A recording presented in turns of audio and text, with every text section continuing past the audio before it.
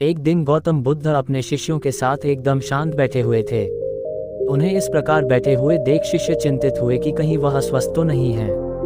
एक शिष्य ने उनसे पूछा कि आज वह मौन क्यों बैठे हैं, क्या शिष्यों से कोई गलती हो गई है। इसी बीच एक अन्य शिष्य ने पूछा कि क्या वह अस्वस्थ हैं, पर बुद्ध मौन रहे। तभी कुछ दूर खड़ा व्यक्ति जोर से चिल्लाया, आज मुझे सभा में बैठने की अनुमति क्यों नहीं दी गई है। बुद्ध आंखें बंद करके ध्यान मग्न हो गए। वह व्यक्ति फिर से चिल्लाया, मुझे प्रवेश की अनुमति क्यों नहीं मिली। इसी बीच एक उदार शिष्य ने उसका पक्ष लेते हुए कहा कि उसे सभा में आने की अनुमति प्रदान की जाए। बुद्ध ने आंखें खोली और बोले, नहीं, वह अछूत है, उसे आज्ञा नहीं दी जा सकती। यह सुनकर शिष्यों को बड़ा आश्चर्य हुआ। बुद्ध उनके मन का भाव समझ गए और बोले, हाँ, वह अछूत है।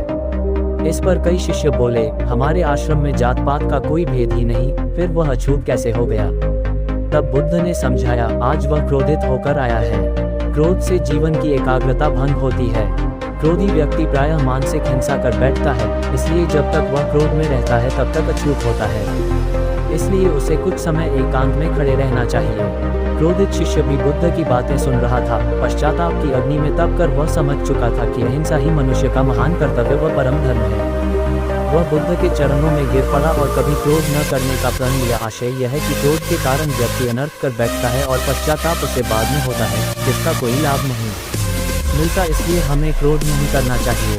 असल मायने में क्रोधित व्यक्ति अछूत हो जाता है और उसे अकेला छोड़ देना चाहिए।